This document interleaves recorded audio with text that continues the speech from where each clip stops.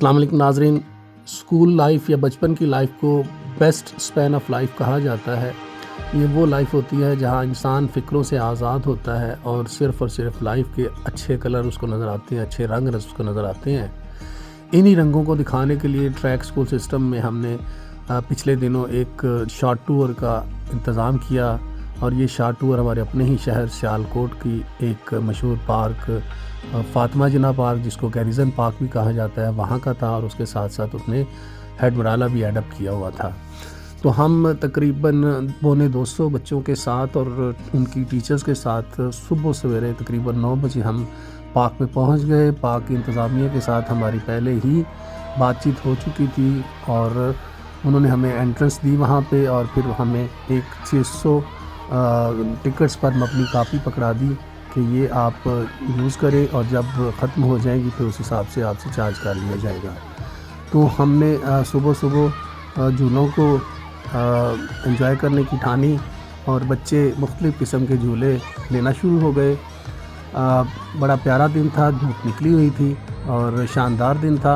सबसे पहले ये बच्चों ने पायरेट बोट ली, जो कि मेरे लिए तो एक दिल दहलाने वाला एक झूला है, लेकिन बच्चे इसको सही तौर से एंजॉय कर रहे थे और अपनी चीखों के साथ ये बता रहे थे कि उनकी एक्साइटमेंट किस अरूज पर है। इसके अलावा वहाँ पे एक बड़ा सा आसमानी झूला नस्ब है जो कि शहर को भी ऊंचाई से दिखाता है और बड़ा खूबसूरत व्यू पेश करता है। मैं जब भी कभी बच्चों के साथ जाता हूँ तो मैं सिर्फ इस झूले को एंजॉय करता हूँ क्योंकि यहाँ पे मुझे शुरू से बचपन से ही मोशन सिकनेस का मसला है, तो मैं इतने झूले नहीं ले सकता, लेकिन इस झूले को मैं हमेशा एंजॉय करता हूँ और ज़रूर जब भी गैरिज़न में जाना हो बच्चों के साथ तो मैं भी उनके साथ बैठ जाता हूँ। तो इस दफ़ा भी मैं बैठा और बच्चों के साथ भरपूर एंजॉय किया। ये मुख्तलिफ़ डोलियाँ, ये मुख्तलिफ़ ये कप्स चल रहे हैं इस आसमानी झूले के, और ये जब नीचे से ऊपर जाते हैं तो शहर का पूरा व्यू दिखाते हैं। सियालकोट सिटी पूरा नज़र आता है, बड़ा मज़ा आता है और एक खूबसूरत मंज़र हमारे सामने होता है।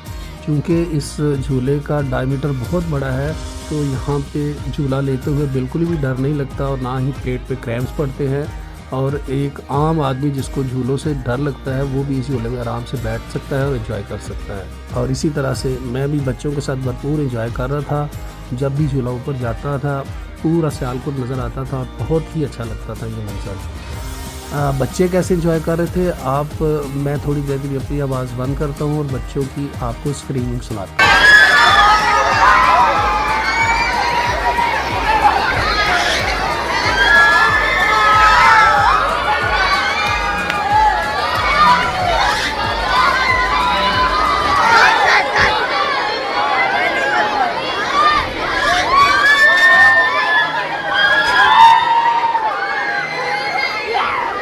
जी, तो बच्चों की स्क्रीमिंग आपने सुन ली और अंदाज़ा भी लगा लिया होगा कि कितनी एक्साइटमेंट थी, कितने मज़े से वो ये फायर बर्ड का या बोट का झूला ले रहे थे। ये वो मनाज़र हैं जो कि झूले के ऊपर से, आसमानी झूले के ऊपर से नज़र आते हैं और जिनको मैंने ऊपर से जाके फ़िल्माया और बड़ा खूबसूरत मंज़र था ये। और इसी तरह से पार्क भी बहुत प्यारा लग रहा था। बच्चों की आबादी की वजह से बच्चों के कहके गूंज रहे थे, उनकी आवाज़ें आ रही थी और ये शहर का मनाज़र नज़र आ रहे थे। उसके बाद ये एक मज़ीद छोटे बच्चों के लिए एक प्यारा सा झूला है। यहाँ पे भी डर नहीं लगता ज़्यादा और इसको भी मैंने एंजॉय किया और ये बड़ा खूबसूरत झूला है। ये आपको एक ऑक्टोपस की तरह का एक मुख्तलिफ़ बाजू वाला झूला है जिसमें दो बच्चे बैठते हैं और यहाँ भी बच्चे खूब एंजॉय करते रहे और इन बच्चों के साथ मैंने भी भरपूर एंजॉय किया। इसमें मेरे एंजॉयमेंट का ये मकसद था कि बच्चे फ़ील करें कि सर भी हमारे साथ हैं। तो बड़े जब बच्चों के साथ खेल में शामिल हो जाते हैं तो उनका खेल का मज़ा दोबाला हो जाता है, और इसी नीयत से मैं भी बच्चों के साथ था और बच्चे मुझे साथ पा के अपने झूलों को ज़्यादा एंजॉय कर रहे थे, अपनी इस फ़न को ज़्यादा एंजॉय कर रहे थे और यही मेरा मकसद था कि बच्चे खुश रहें और आज का दिन उनके लिए एक ज़िंदगी की अनमिट यादें छोड़ जाए, जिसको वो हमेशा याद करें कि हमारे स्कूल, हमारे सर हमें लेके गए थे और उन्होंने हमें भरपूर वहाँ पे एंजॉय करवाया और ख़ूब मज़ा करवाया। और ये इनकी चीखें, इनकी आवाज़ें, इनके दमकते चेहरे बता रहे थे कि मैं अपने मकसद में नाकाम नहीं हुआ। और जनाब उसके बाद आया सिम्बा टावर। ये खौफनाक झूला बहुत चंद बच्चों ने लिया और मैं उनकी हिम्मत, उनके दिल गुर्दे को दाद देता हूँ कि जिसको देख के ही मुझे चक्कर चढ़ रहे थे, वो उस झूले को एंजॉय कर रहे थे, ले रहे थे और मज़ा भी कर रहे थे। कुछ छोटे बच्चे ट्रेन को भी एंजॉय कर रहे थे और ये हमारा इस सफ़र का आखिरी झूला था। उसके बाद हमने हेडमराला निकलना था, दोपहर का टाइम हो गया था और ज़ाहिर है कि लंच भी करना था बच्चों ने। तो फ़ैसला यही किया कि हेडमराला जाके लंच करते हैं और सबसे पहले हमने वहाँ पे जाकर यही किया। हेडमराला में उन्होंने जो नया पार्क बनाया है, एक अरेंजमेंट्स की हैं, वहाँ पे एंट्री टिकट्स ली गई हमसे, लेकिन अंदर इंतज़ाम अच्छा था। संगी बेंचेस लगे हुए थे जहाँ पे बच्चों को बिठा के हमने तरतीब से खाना दिया। थैंक्स टू एडमिनिस्ट्रेशन कि उन्होंने यहाँ पे ये बेंचेस लगाए हुए थे सीमेंट के और काफ़ी तादाद में थे। सारे बच्चे उसमें पूरे आ गए और तरतीब से बैठ गए, वरना आम तौर पर आपको पता ही है कि पाकिस्तान में जब भी खाना खुलता है, रोटी खुलती है, तो हड़बूंगी मच जाती है, चाहे बच्चे हों या बड़े हों, किसी को भी इख्तियार नहीं रहता और वो लपकता है खाने की तरफ। लेकिन यहाँ पे देखें सब कुछ बड़े इत्मीनान से और आराम से हो रहा है। बच्चे हर एक अपना अपना खाना लेके आराम से बैठ गए और उन्होंने खाना भी शुरू कर दिया और बग़ैर किसी बदनज़मी के ये सारा काम चल रहा था। और इसमें मेरी हेल्प बड़े बच्चे भी कर रहे थे और साथ में कुछ मेरे दोस्त जो थे, मैं अपनी हेल्प के लिए साथ लेके गया था, उन्होंने भी भरपूर मेरा साथ दिया। और ये देखें बच्चे खाने भी इंजॉय कर रहे हैं और साथ उनको इस चीज़ का भी एहसास है कि कैमरा उनको कवर कर रहा है, तो वो अपनी प्यारी हरकतें कर रहे हैं और अपनी मंशली आदतें और हरकतों से हमें बता रहे हैं कि वो कितने खुश हैं। यहाँ पे मैं एक और बात बताता चलूँ और ये ज़रूरी है बतानी कि आम तौर पे जब हम इस तरह की तफरीह गाहों में जाते हैं और खाने पीने का अहतमाम करते हैं तो हम खा पी तो लेते हैं, लेकिन एक चीज़ का बिल्कुल भी ख्याल नहीं करते कि हमारे खाने पीने के बाद जो गंद वहाँ पे मचता है, बेतरतीबी होती है, उससे दूसरे आने वालों को कितनी कुफ़त होती है। लेकिन मैंने इसका खुसूसी ख्याल रखा और जिन बड़े शॉपिंग बैग्स में खाना आया था वो बैग सेव किए और बच्चों को ताकीद की कि कोई भी बच्चा हड्डी या डिब्बा बाहर ना फेंके, बल्कि उन शॉपिंग बैग्स में फेंके, ताकि बाद में हम उनको कहीं मुनासिब जगह पे डिस्पोज़ कर दें। और अल्हम्दुलिल्लाह बच्चों ने तमाम हदायत को मद्देनज़र रखा और उन पे अमल किया।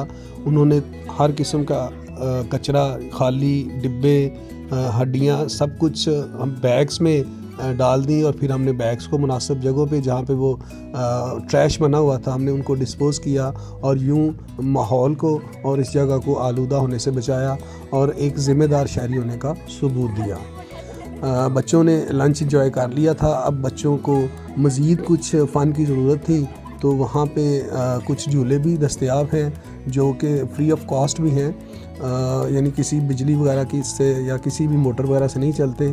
बच्चों ने वो भी इंजॉय किए और दूसरे झूले भी इंजॉय किए, लेकिन ज़्यादा झूले वो सियालकोट गैरिजन पार्क में इंजॉय कर आए थे, इसलिए यहाँ पे ज़्यादा वो भाग दौड़ी करते रहें और खेलते रहें और मुख्तलिफ़ किस्म की जिस्मानी एक्टिविटीज़ जिनमें जंपिंग और रनिंग और वॉकिंग थी।